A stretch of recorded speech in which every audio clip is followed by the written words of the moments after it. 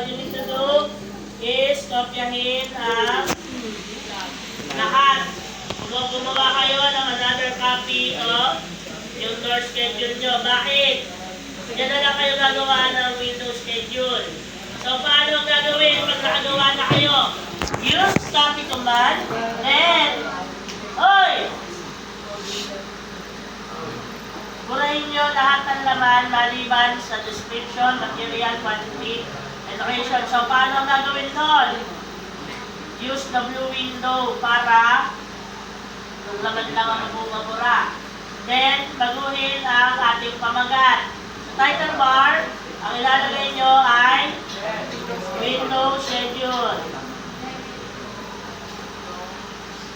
Window schedule. Then, palitan nyo ang date started, date finished. So, you will start today. Then, kung kailan nyo matatapos, I will give you 2 days. But, wag ngayon na tomorrow, magkakaroon tayo ng discussion muna. I will discuss yung mga susunod nyong activity. Mga susunod yung drawing. Now, let's start with your window schedule. So, kung ilang window, window 1, window 2, window 3, ang ginawa nyo, yon ang dami ng gagawa nyo ng design. Bakit? Siyempre, magkakaibang window yon.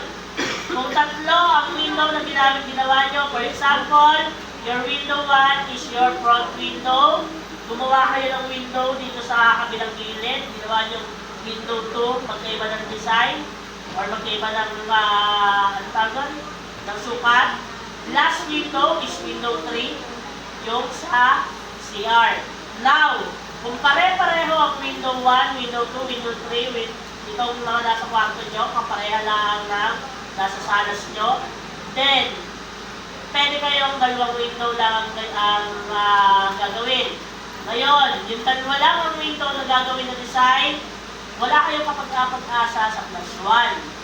Kasi minsan nagpa-plus 1 ako. Bakit? Effort. Wala na effort. Now, halimbawa, tatlong window ang ginawa nyo.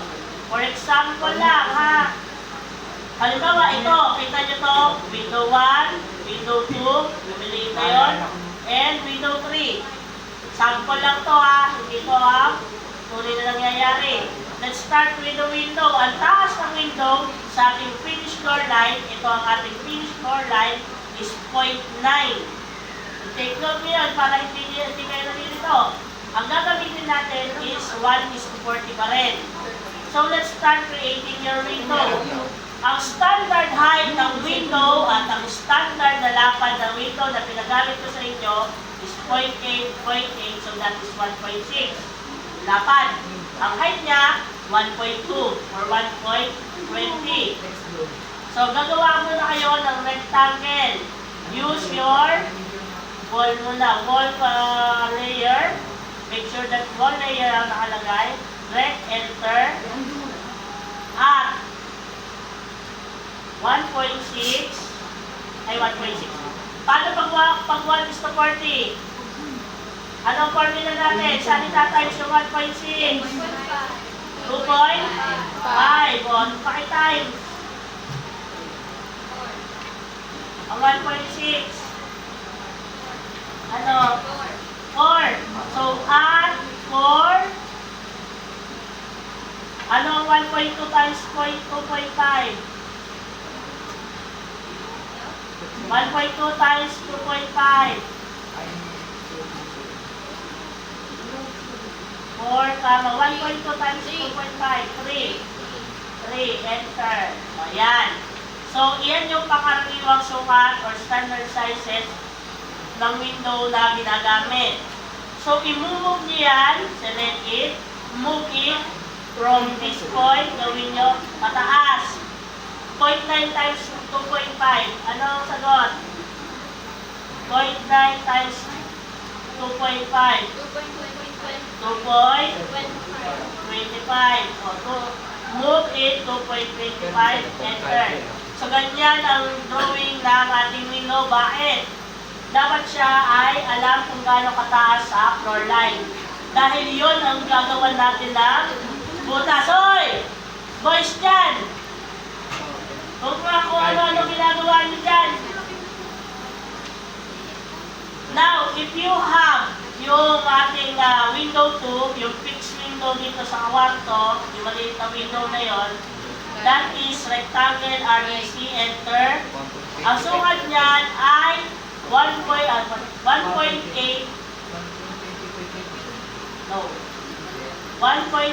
times 0.4, 1.8. So, paki-times yung 2.5 times 0.4.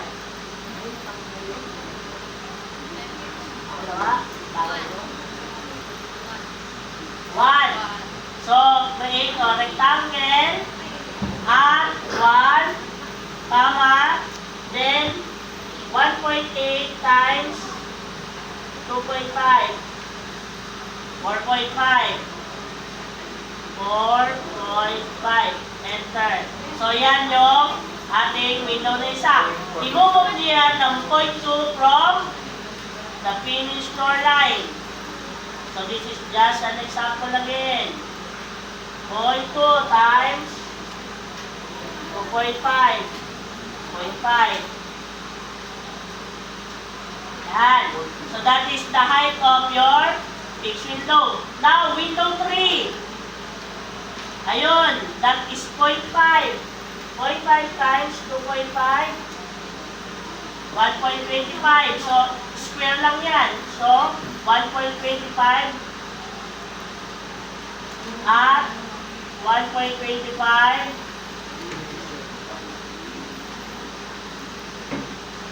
comma 1.25. Ayan, imumove nyo yan ng 1.8 meters. 1.8 times 2.5. Bakit lang times 2.5? Gawa na 1:40 ang ginagamit natin. So, ayan ang height ng inyong window. Now, kayo lang bahala sa design yan. So, pag nag-design kayo, blue ang labas, ang gagamitin nyo sa loob ay construction. Kaya na yan? Opo. Okay, ganito yung sa gitna. Basta makinig kayo. Offset, 0.1. Yan. Line. Ma'am, namatay mo. Ayan. Ha? Okay na. Offset, 0.1. Bahala kayo. O, halimbawa eh. Lalagyan sa construction. O, lahat na masulog. Construction. Then, hatch. Gamit kayo ng hatch para mabilis.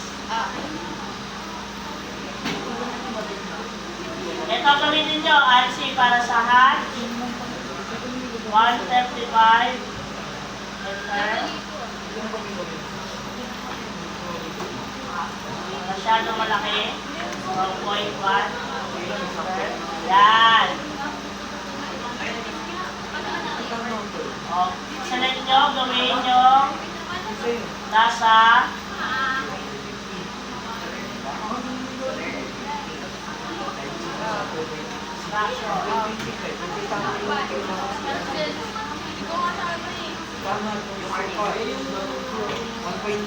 yan. O yan, may design na. Di ba? O kayo naman, lalagyan nyo ng dimension. O, ang dimension, DLI. Siyempre, lalagyan nyo to. O, ano mali dyan?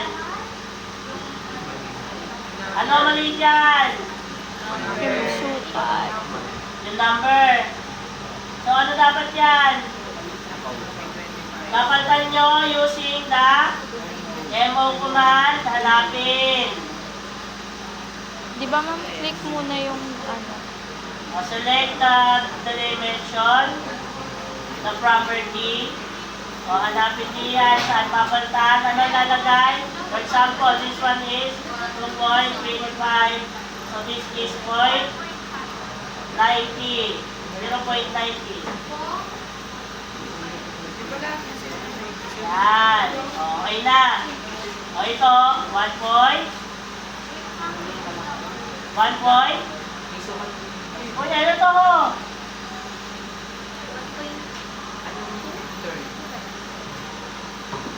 Third. Mapapalitan nyo yan ha. Sukat. Dapat yung pa rin sukat niya. CLI.